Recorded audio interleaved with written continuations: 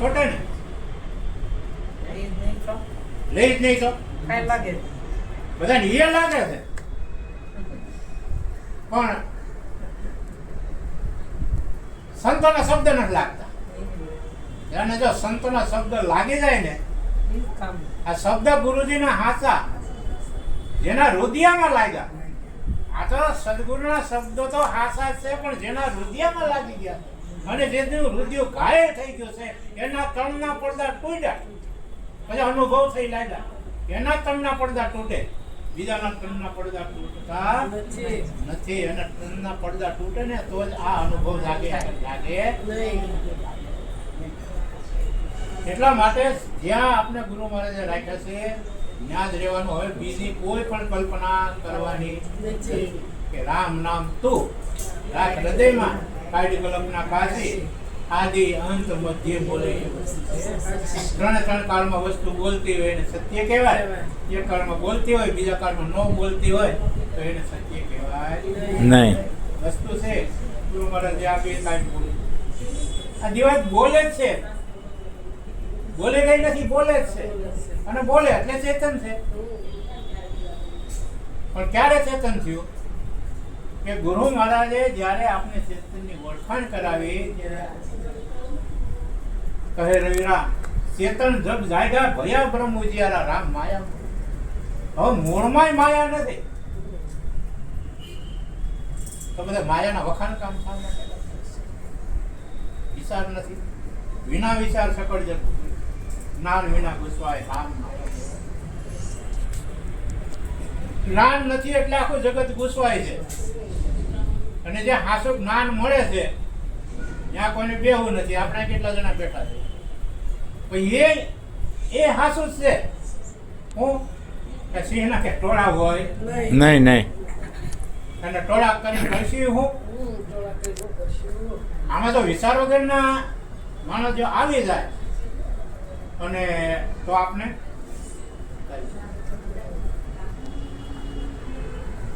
એટલે દોરંગા ભેરનો બેસી પોતપોતાની જાય. દોરંગા હોય બે રંગવાળા હોય ને એટલે આપણે એની પારખ કરીએ ને તરત ખબર પડી જાય કે આ બે રંગવાળો, એક રંગવાળો છે, બે રંગવાળો છે. જે ભક્તિના રંગે રંગે જ છે એ એક રંગો છે, પણ તમારે આ કરવું પડશે, તે કરવું પડશે, પેલું કરવું પડશે. આ બધું જુદું જુદું તમને બતાવે તો એ દોરંગા કહેવાય, બે રંગવાળા. ઘડીકમાં ગુરુ, ઘડીકમાં સેલા, ઘડીકમાં પછી કે પીર થઈને પૂજાય, એવા દોરંગા ભેરાનો પોતાની જાય એની નહીં જાય. તમે સંગ કર્યો ને, ગીતામાં ભગવાને કીધું સંગાતા નામ દોષાના, સંગ છે દોષ લાગશે. આપણે જુગાર રમતા નથી પણ જુગારીનો સંગ કરો એટલે તમને દોષ લાગે. આપણે દારૂ નથી પીધા પણ આપણે દારૂડિયાનો સંગ કરીશું એટલે આપણે દોષ લાગે. આપણે વ્યભિચાર નથી કરતા, આપણે ખરાબ દ્રષ્ટિ નથી પણ એવી દ્રષ્ટિવાળા છે એનો સંગ કરશું એટલે એનો દોષ આપણે લાગે. માંસ મટન આપણે નથી ખાતા પણ એવા જે એવું ખાતા હોય છે અખાર, એ રાક્ષસોનો ખોરાક છે પણ એનો સંગ કરશો એટલે દોષ. આપણે ચોરી નથી કરતા પણ એવો ચોરી કરતા હોય છે એનો સંગ કરશો એટલે દોષ. આ સંગાતા નામ એટલે સંઘથી બસવું. આપણે કોનો સંગ કરવો? સંગ કરવો તો સંતોનો કરવો, બીજા કોઈનો સંગ કરવો નહીં. સીતારામ બધાને કરવાના, ગુરુ મહારાજ બધાને કરવાના, પણ સંગ કોનો કરવો એ વિચારીને કરવો. નકર દોષ લાગે. કોઈનો વિરોધ નહીં, બધામાં આપણે બ્રહ્મરૂપ જોવાનું છે પણ સંગ કોનો કરવો એ આપણે વિચાર. તો સંતોનો સંગ કરવાનો કે અમે અહીં બેઠા એટલે સંત એમ નહીં. આ તમે બધા સંત જ છો.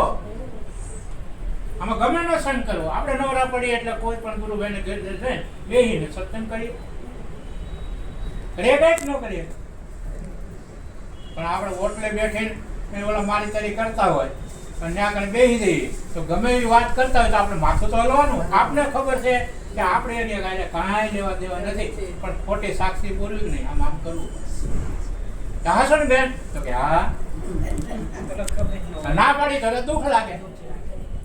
પણ એને ભલે દુઃખ લાગે, શરમ, એની શરમ આપણે ભરવાની નથી.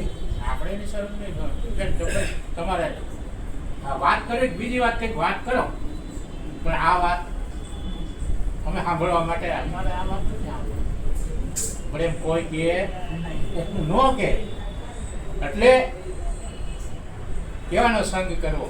સંતો સંગ કરવા. સંગ તો એવાનો કરીએ કે જે આપને ઠેક પહોંચાડી દે. અને એવા સંતો દેશ ફરી, પરદેશ ફરી આ સંત મેળાવી આપા, પણ જેને દીઠે મારા નેના ઠરે એવાના પડ્યા છે દુષ્કાળ. કે આપણે જેના દર્શન કરવાથી આપણા નેન ઠરે ને, તોરલ કહે છે કે એવાના દુકાળ પડ્યા છે. બાકી તો સંતો ગલીએ ગલીએ આપણે મળવાના છે. પણ જેને દીઠે કે હંસા નેના ઠરે નેના ભી હસે, હંસા નેના ઠરે નેના ભી હસે, જેના દર્શનથી દુઃખ જાય, દુર્લભ એવા સંત છે. જેના દર્શનથી દુઃખ જાય, દુર્લભ એવા સંત છે. હંસા ભમરી જેવી જેની ભાવના, હંસા ભમરી જેવી જેની ભાવના, કરી પોતાના રૂપે રાજી જાય, દુર્લભ એવા સંત છે. કરી પોતાના રૂપે રાજી થાય, દુર્લભ એવા સંત છે. જેના દર્શન આપણે કરીએ તો આપણા નેણા ઠરે. નેણા ઠરે ને નાભી હશે. આપણે નાભી, નાભી એટલે આ પીંડીની નાભી છે, બ્રહ્માંડની નાભી છે. આ પીંડીની નાભીથી આખા શરીરનું સંચાલન જો થતું હોય તો આ પીંડીની નાભીથી થાય. કારણ કે પીંડીની નાભીથી જ આ પીંડનું બંધારણ છે. આપણા શરીરમાં 999 જે નાડી છે એનું બંધારણ, એનું ઘૂસણું બધું ક્યાં છે? આપણે નાભીમાં છે. અને ત્યાંથી આખી શરીરનું સંચાલન થાય.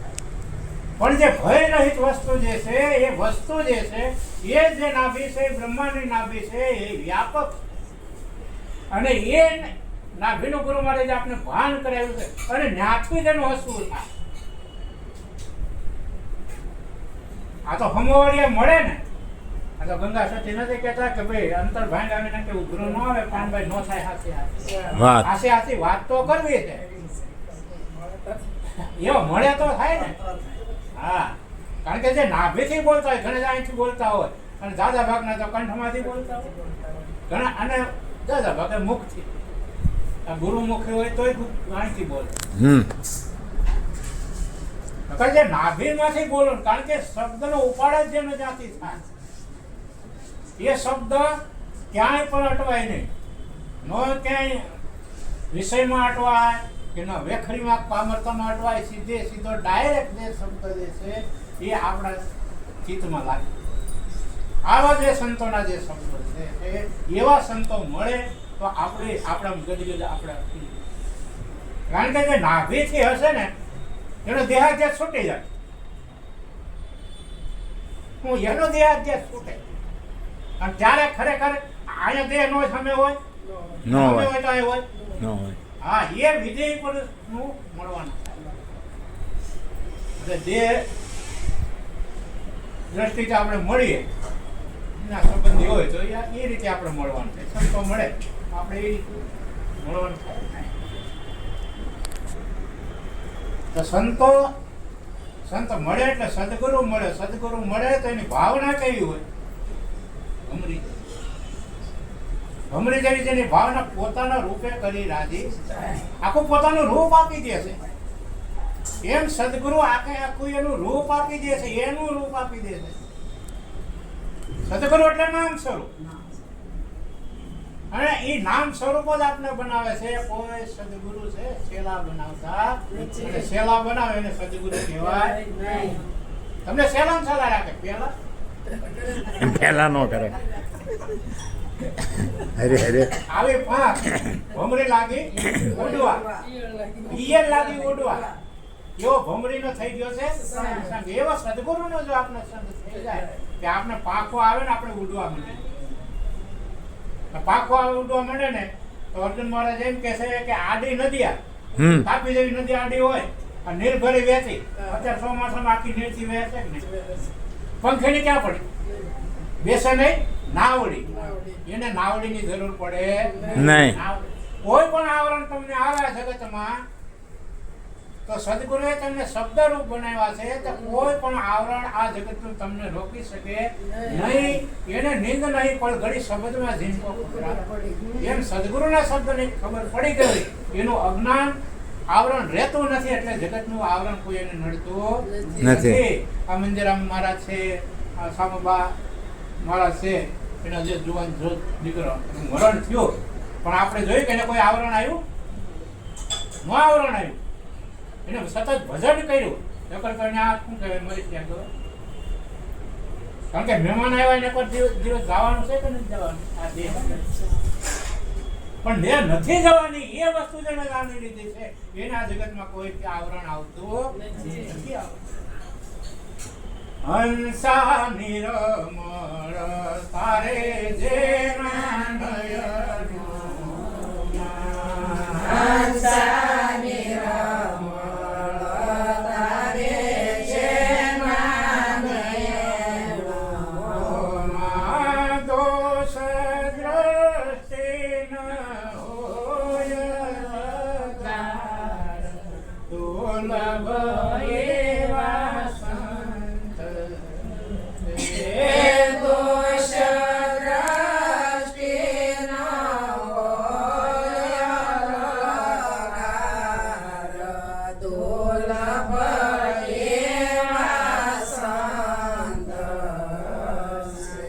નિર્મળતા જેના નયનમાં. ગુરુ મહારાજ આ દ્રષ્ટિનો જેટલો મળ છે એ મળ બધો ગુરુ મહારાજે ઉતારી દીધો છે. જગત જેવું કઈ રહેવા દીધું નથી, કાંઈ રહેવા નથી દીધું. એટલે આપણી દ્રષ્ટિમાં એક તો દોષ ન હોય, પણ દોષ જોવું ને એટલે રાગ દેશ ઉભા થવા. પણ દેહ દ્રષ્ટિ જયારે પડે છે ને, કોઈની દેહ ઉપર દ્રષ્ટિ પડે ને તો આ દોષ ઉભો થાય. બાકી જે ગુરુ મહારાજે જે વસ્તુ ઓળખાવી છે, આ ઘટ ઘટમાં સાઈ રમત હે. કબીર કહેતા ઘટ ઘટમાં પરમાત્મા સિવાય બીજો કોઈ રમત કરી છે નથી. એ દ્રષ્ટિ જો આવી જાય તો આવે તો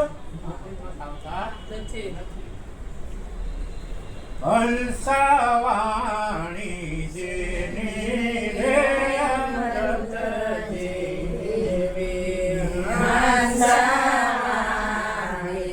જેની રે અમૃત જેવી પિતા આવે વિનાયો ડકાર દુર્લભ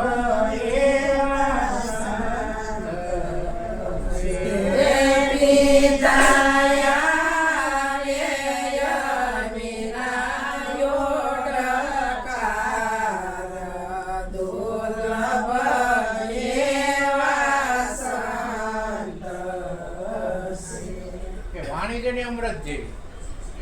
અમૃત એટલે જે વાણીમાં મૃત એવો શબ્દ આવે, મૃત એવો શબ્દ તો મૃત્યુલોકનો છે, પણ ગુરુ મહારાજે આપણે અમૃત પાયું છે. એકવાર અમૃત ગળે ઉતરે તો મરવાની મટી જાય બીક કે ગુરુ એવા ગોતીએ. આપણે એવા ગુરુ મળી ગયા છે કે એક ઘૂંટ અમૃતની પીધી ને તો મરવાની બીક મટી ગઈ. હવે આપણે મરવાનું છે, હવે આપણે મરવાનું નહીં. તો ગુરુ મહારાજે જે આપણે વાણી આપી ત્યાંથી જ વધવાનું ને. તેમાં મૃત એવો શબ્દ આવે. આ જગત સંબંધી જેવો જે કોઈ શબ્દ આવતો હોય એને આ જગતની જે કાંઈ ભાષા છે એ જો આપણે પાછા બોલવા માંડીએ ને તો જગતના જેવા. પણ સંતોમાં એવી વાણી આવવા આવે. હા, અધિકારી ભેગે બોલે તો કોના માટે? કોઈ પામર હોય, કોઈ વિષય હોય, સભામાં આવ્યો હોય તો એના માટે કંઈક વાત કરવી. ગુરુ 4 મુખની વાણી, 3 મુખ મેં કલ્પિત જાણી, ગુરુ મુખમાં મારી સમાણે. આપણે સોચતા ક્યાં હોય છે ગુરુ મુખમાં? પણ આવા મહાપુરુષો જે છે પામર માટે એવી વાણીની કલ્પના કરે છે. વાણી એનામાં નથી. એનું મુખ તો ગુરુ મુખથી જે વાણી અમૃતની વાણી વધે એ જ વધે છે. પણ ઓલા પામરને પ્રતીત નથી આવતી તો પ્રતીતમાં લાવવા માટે એને ઘણા ઠપકા આપવા પડે. એટલે વાણીની કલ્પના કરે છે. પછી વિષય જે ભોગી હોય એ વિષયમાં લોલુપતો હોય, વિષયને છોડાવવા માટે મહાપુરુષે એવી ભાષાની કલ્પના કરવી પડે. પછી મુમુક્ષુને પોતાના સ્વરૂપ સુધી લઈ જવા માટે એવા શબ્દોનો ઉપયોગ કરવો. કઈ કલ્પના કરવી પડે છે પણ છે નહીં. એની વાણી અમૃત જેવી કે આ જગતની ભાષા એ પછી બોલે. હંસા બ્રહ્મ રૂપ વાણે બ્રહ્માંડ હંસા બ્રહ્મ રૂપ વાણે બ્રહ્માંડ જેની વૃત્તિ અખંડ બ્રહ્માંડ દુર્લભ એવા સંત. જેની વરતી અખંડ બ્રહ્માકાર દુર્લભ એવા સંત છે. જે દ્રષ્ટિથી આપણે જગત જોતા હતા એ દ્રષ્ટિ ગુરુ મહારાજે ઉતારી અને ગુરુ મહારાજે આપને દિવ્ય ચક્ષુ આપ્યા. એની દ્રષ્ટિ આપી છે, ગુરુની દ્રષ્ટિ આપી છે. અને એ દ્રષ્ટિથી આપણે જો જોઈએ તો દ્રષ્ટિમાં સૃષ્ટિ ન રહે, સૃષ્ટિ થઈ હરિની સમાન. આ સદગુરુની દયા જેને મેળવી લીધી છે. સદગુરુની દયા મેળવી લીધી છે. અને હજારની બધાને વાત છે ગુરુ મહારાજ માથે હાથ મૂકે. ગુરુ મહારાજ જે કઈ તમને આપવાનું હતું એ તો આપી દીધું. અને એ મય તમે રહ્યો ને તો કાયમ માટે ગુરુની દયા છે ને છે જ ને. હા, એટલે બ્રહ્મરૂપ ભાડું બ્રહ્માંડમાં જેની વૃત્તિ પછી આપણે વૃત્તિ આ તો વાણીનો પ્રયાસ મેળવવા માટે શંકર મહારાજે વૃત્તિ શબ્દ વૃત્તિ જ રાખ્યો. વૃત્તિ નામ સુરતાનું છે. જે પાછી વળી ગયેલી છે તે શબ્દને વળી ગયેલી છે તે એ વૃત્તિ જે છે એ આખા જગતને બ્રહ્મરૂપ ભાળે. બ્રહ્મરૂપ ભાળે તો જેવડું બ્રહ્માંડ છે ને એવડી જ વૃત્તિ. જેવડો શબ્દ એ આકાર ને થઈ જાય. હા, આપણે થાળી આકારનો રોટલો બનાવી તો થાળીનો આકાર આખો થઈ જાય, થાળી દેખાતી બંધ થઈ જાય. એમ આ સુરતને શબ્દ એવી રીતે મળી જાય તો સુરત શબ્દ મિલાય કે મુખ સે કશું ન બોલ, બાર કા પડ દેખે ભીતર કા પડ. જેનો ભીતરનો પડર ખુલી ગયો છે એને પછી બ્રહ્મ સિવાય બીજું કઈ દેખાતું નથી. હંસાદાસ શંકરની હંસાદાસ શંકરની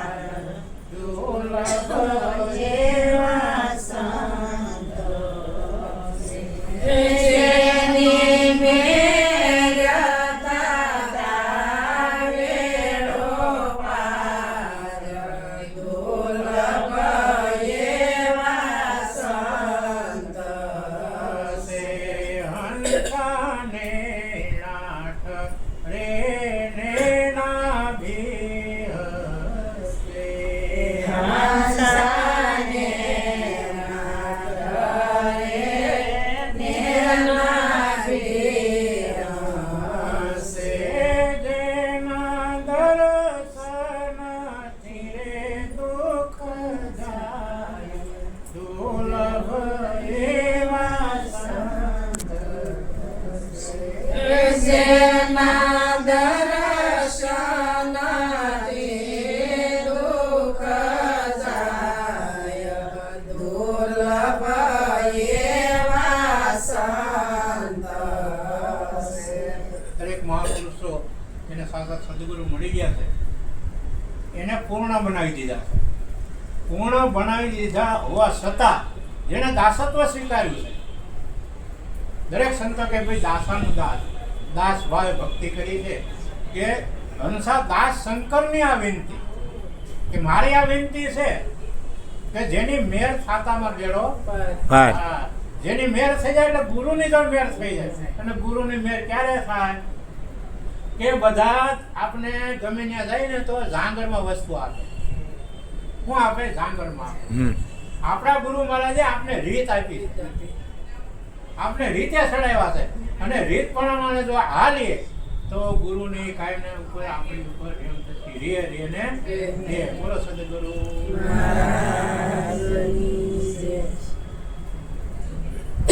રીતથી બધું બને. રીત ન રાખીને તો